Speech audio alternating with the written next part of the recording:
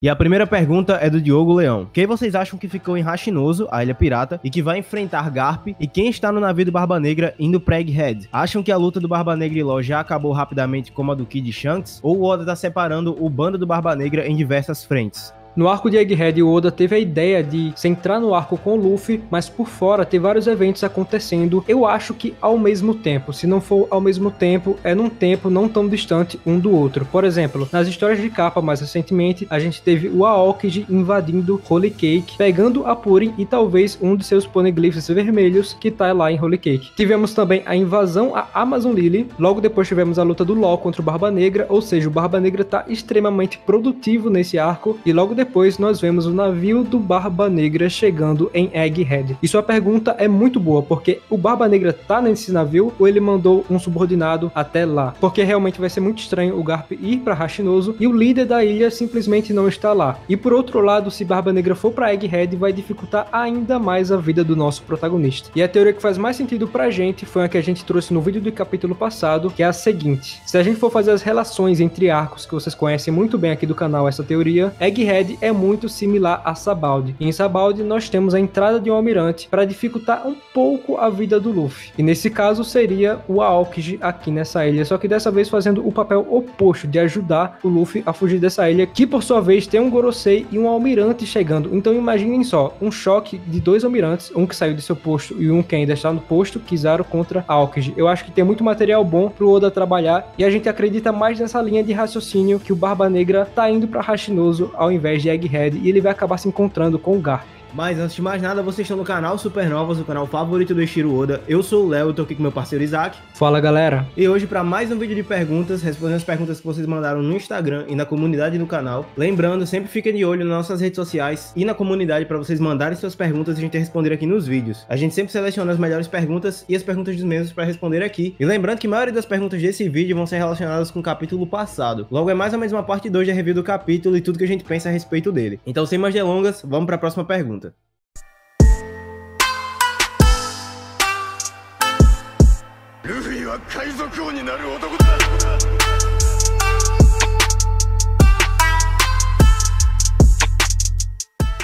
Exatamente, mano. E o Rafael Shuri falou o seguinte: salve Supernovas, como Egghead é o arco equivalente a Sabaody, como a gente falou agora, acham que teremos uma derrota total do bando? Temos o próprio Kizaru vindo novamente. Além do mais, a Hancock confirma que apenas quem petrifica tem os poderes de remover a petrificação. Então nenhum dos Mugiwaras pode ser revivido sem a ordem a Serafim. Podem usar essa galera como refém para capturar o Luffy, e com a sua execução anunciada, a grande frota vir ajudá-lo, causando assim a grande guerra final. Entre aspas. Se bem que a Serafim se apaixonar pelo Luffy poderia resolver esse problema, fecha aspas. Cara, sinceramente, do jeito que o Oda é, isso que você botou entre as aspas é exatamente o que vai acontecer, mas vamos teorizar aqui a respeito da sua pergunta inteira. Como você bem falou, a gente tem essa teoria dos arcos relacionados. No fim de Sabaody, existe a derrota do bando do Chapéu de Palha e a entrada do narrador falando da derrota total do bando. Acontece que, mais uma vez, depois daquele vídeo ter saído, tivemos mais uma confirmação de que os arcos realmente se parecem, e nesse caso foi com o capítulo atual. O único momento em que foi anunciada a derrota total de um bando dessa forma foi justamente em Sabaody com o bando do Chapéu de Palha. E como a gente disse, Egghead é equivalente a Sabaody, e justamente em Egghead a gente teve esse corte pra cena do Shanks, onde o bando do Kid é totalmente derrotado e tem a exata mesma narração, só que com o bando do Kid. Mais uma vez, semelhanças e detalhes entre dois arcos nos mesmos pontos do mapa que a gente fez naquela teoria. Sobre o Luffy, eu tenho dois pensamentos a respeito desse arco. O primeiro deles, tem uma chance muito grande dos Mugiwaras ficarem encurralados, principalmente porque tem o Kizaru e o Saturno chegando e também o Barba Negra, e isso causar uma possível derrota. Com essa tal derrota, entre muitas aspas, para que o bando não seja prejudicado, o Luffy se entregaria, assim como você falou, e aí a marinha levaria o Luffy, e aí aconteceria o grande incidente que é anunciado desde Dressrosa, que todos aqueles piratas, ou seja, a grande frota, se envolveriam em um incidente tão grande que entraria para a história, mas isso é uma história para outro momento, como o próprio narrador fala. E o segundo pensamento é justamente essa brincadeira que você acabou fazendo no final, de que de alguma forma os Mugiwaras vão conseguir salvar o Vegapunk e retomar o controle dos Serafins, para assim desfazer a petrificação e aí todo mundo fugir ou sair vivo de Egghead. E por que eu eu acho a segunda mais provável, embora seja uma brincadeira. Porque assim como o Oda já falou em algumas entrevistas, e fica bem claro isso na história, não tem como a guerra final acontecer antes do Luffy chegar em Laugh Tale. Porque como o próprio Oda disse, que a partir do momento que o Luffy encontrar One Piece, a gente vai chegar na grande batalha final que vai concluir o mangá. Isso também fica bem claro na própria fala do Barba Branca. O Barba Branca, dentro da própria história, fala que quando o tesouro for encontrado, o mundo vai virar de cabeça para baixo e essa pessoa vai desafiar o governo mundial. Então, basicamente, é como se o Oda já tivesse dito que o tesouro One Piece vai ser o que vai dar o pontapé da guerra final, não necessariamente uma captura do Luffy. Ela pode acontecer no meio desse processo, mas eu acho que depois que o Luffy achar o One Piece, e não agora nesse ponto da história. Mas caso aconteça, a gente pode ter um grande incidente que aconteça assim como Marineford, e aí a teoria dos arcos relacionados entra de novo, só que dessa vez, em vez de o Ace capturado, seria o Luffy, e em vez de uma derrota dos piratas, seria uma vitória, sendo o contraponto do primeiro ponto do mapa. Só que isso aconteceria, e depois o Luffy encontraria o tesouro One Piece. Só que aí nesse caso ficaria uma incongruência. Se o governo mundial for vencido quando o Luffy for solto, quem o Luffy vai enfrentar depois do tesouro One Piece? Bom, isso é uma coisa que eu acho que só o Oda pode nos responder. E a próxima pergunta é do Nelci da Luz. Supernovas, por que Kaido nunca atacou Egghead? Já que era tão próximo de Wano, King gostaria das tecnologias de Vegapunk. King poderia se vingar por ter sido usado em experimentos, e o próprio Kaido não se importaria em desafiar o governo mundial.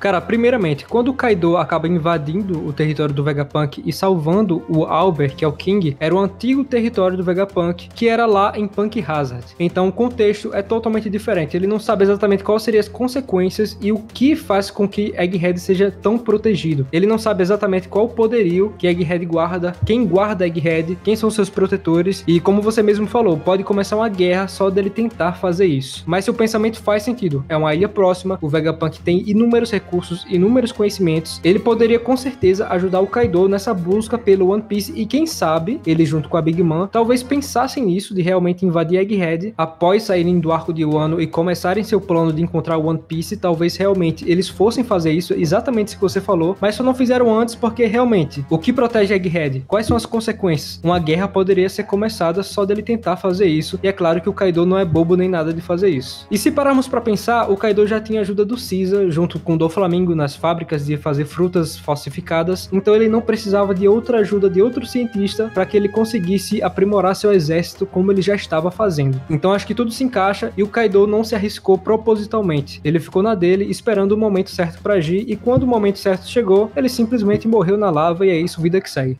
E o Fernando falou o seguinte: olá supernovas, One Piece sempre tem um narrador geralmente no final do mangá, ou em um ponto específico do mangá. Dessa vez no mangá 1078 o narrador atuou muito. Sei que já tem teorias de One Piece ser uma história contada por alguém que está no futuro, mas nesse episódio ficou muito mais nítido. Ou será que é impressão minha? Cara, excelente pergunta e ela combina muito bem com a primeira pergunta que eu respondi no início do vídeo. Como eu disse, acontece uma coisa muito semelhante entre Sabaldi e Egghead, que é a narração falando sobre uma tripulação que é derrotada. No caso, anteriormente foi Chapéu de Palha e agora o bando do Kid. Acontece que outro momento que eu gosto muito da participação do narrador é o momento de Dressrosa, quando a batalha termina e o Luffy monta sua grande frota. Acontece que nesse momento o narrador fala que tem um grande evento pra vir, mas que isso é uma história pra outro momento. O narrador também parece ter uma importância pra própria narrativa da história, porque tem um certo momento, quando o navio cai do céu perto do Mary, ele fala aquela famosa frase que os homens conseguem fazer tudo o que eles imaginarem, daquele cientista físico Willie Gallant. E isso realmente parece um comentário, não parece que ele tá só narrando um fato, ele tá dando um comentário a respeito daquela cena. É como se a gente tivesse realmente alguém contando a história pra gente de certa forma. E isso me faz pensar numa teoria muito legal. Tem um vídeo que a gente fez aqui recentemente falando uma teoria de que talvez o Tesouro One Piece possa ser uma história em quadrinhos. Eu particularmente não sou muito fã dessa teoria, mas tem uma coisa que pode acontecer em relação ao Tesouro One Piece que seja um plot twist muito grande. E cara, essa teoria, se acontecesse, eu acho que o One Piece seria muito premiado como uma das melhores histórias já criadas. Basicamente, essa ideia que eu tenho vendo o narrador é que é como se alguém tivesse vendo a história do Luffy, comentando a respeito dela e contando certos eventos que acontecem nela. Então é como se essa pessoa que tá narrando isso já tivesse com o final da história pronto, ele já tá lendo aquilo pra nós, mas ele também vê, ele também participa daquilo e também comenta aquilo. Logo, uma ideia que eu tenho e que seria um plot twist fenomenal, eu adoraria ver isso, é que aquele tal papel que o Roger tá segurando seja na verdade a história do Luffy, que já foi profetizada há muito tempo atrás. Isso acontece porque quando o Oden volta de Wano, ele fala que em exatos 20 anos o Joy Boy vai voltar. O Roger também fala isso. E o Luffy chega no momento exato, tanto que o time skip é o momento perfeito para ter os 2 anos dos 20 anos que o Joy Boy viria. Isso não é muito curioso que eles sabem exatamente quando o Joy Boy vai voltar, e o Oden sabia tanto disso que ele queria preparar o Wano para isso. Logo, é como se ele já soubesse o que vai acontecer, exatamente quando vai acontecer e como vai acontecer. Então imaginem só, se em Laugh Tale, o Roger, ele não só viu a história do antigo Joy Boy, mas como ele viu uma profecia e toda a história do novo Joy Boy. E ele riu justamente porque ele sabia como aquilo ia terminar e viu a história do Luffy cumprindo aquilo que o Joy Boy do passado queria fazer. Logo, quem estaria narrando pra gente há todo esse tempo a história de One Piece seria o próprio Roger. Cara, eu até arrepiei só de falar isso. Imagina se o Rei dos Piratas já viu toda a história do Luffy e ele mesmo já leu aquela história e morreu sabendo o que iria acontecer com o Luffy e como o mundo seria liberto. Cara, isso ia ser um plot twist insano. Eu acho que o mangá de One Piece ia chegar em outro patamar se acontecesse algo assim. Não que necessariamente o Tesouro One Piece seja isso. O Tesouro One Piece é outra coisa, mas o Roger viu a história do Joy Boy antigo e do Luffy. Cara, isso seria fenomenal. E isso também combinaria com outro detalhe, porque lá em Skypiea, a Robin fala que o Real Poneglyph é na verdade um Poneglyph que ele ainda não existe. Essa história verdadeira, a história verdadeira do mundo, ainda vai ser contada. Quando se reunir todos os outros Poneglyphs e a história que é contada neles, o Real Poneglyph ele vai surgir através de alguém que vai ler essa história, interpretá-la e contar essa verdadeira história. E isso é curioso porque ela vê isso justamente quando ela vê uma frase do Roger escrita no sino dourado: cheguei até aqui e guiarei esse caminho até o final. Essa cena combina muito com essa ideia do Roger já saber o que vai acontecer, seguir o caminho até o final e descobrir tudo que tá pra acontecer ainda no futuro. Cara, eu acho que seria um plot twist insano. É uma teoria bem legal aí que a gente deixa pra vocês. E a próxima pergunta é do Jonatas Evangelista. Fala, Supernovas. Satisfação total em fazer a minha primeira pergunta pra vocês. Sempre acompanho os vídeos de vocês. Muito obrigado, mano, por nos acompanhar. E agora é que vocês vão dizer que o Shanks é vilão mesmo. Eu, por exemplo, não duvido nada disso. Mas a minha pergunta é simples. Se o Luffy e o Law recebessem o Camussari do Ruivo, iriam jogar no Vasco também como o Kid? Abraço a todos, diretamente de Parnamirim, Rio Grande do Norte. Olá, nosso conterrâneo, Isaac. Pois é, mano, pra quem não sabe, a gente mora aqui no RN e o Samuel, outro membro do canal, mora em São Paulo. Fica aí a curiosidade. E é claro, quando vocês mandarem pergunta, mandem também onde vocês moram, que a gente fica muito curioso pra saber. Essa é a pergunta que ficou muito na minha cabeça quando eu li esse capítulo, porque a gente passou por um arco em que o Kid enfrentou junto com o Law a Big Mom. A Big Mom é um Yonkou. E tudo bem, a gente pode até encaixar um argumento e falar, dos 4 Yonkous, a Big Mom possivelmente era a mais fraca. Mas essa diferença de poder era gigante, era muito grande? Aparentemente não. Se a gente for ler o mangá atentamente, a gente vai ver que o Oda sempre colocou a Big Mom como um patamar acima, como alguém que realmente é muito imponente. E o Luffy sente isso, ele sente essa diferença de tamanho de poder lá em Holy Cake, e a gente vê que ela acaba com o Luffy no Gear 4 só com um ataque. Então não tem muito essa que a Big Mom é fraca, a Big Mom era muito forte. E a gente vê aqui o Kid sendo finalizado pelo Shanks, é uma coisa que fica uma pulga atrás da orelha, porque o Luffy, se fosse o Luffy no lugar do Kid, ele duraria mais tempo, ele duraria menos tempo? Como é que funcionaria isso, visto todo o avanço que a gente viu desses personagens lá em Onigashima? Assim, eu acredito o seguinte, Shanks talvez, não dá pra falar com certeza, seria como se fosse o Roger dessa época em nível de poder basicamente, pode ser um pouco mais fraco, um pouco mais forte, mas fica aí pra vocês pensarem a respeito. Eu acredito que o Luffy tá em tipo 3 degraus muito abaixo do Shanks, eu acho que ele perderia assim como o Kid, talvez não facilmente, mas perderia sim relativamente rápido pro Shanks, assim como ele perdeu a primeira vez pro Kaido. O Luffy sempre começa perdendo as batalhas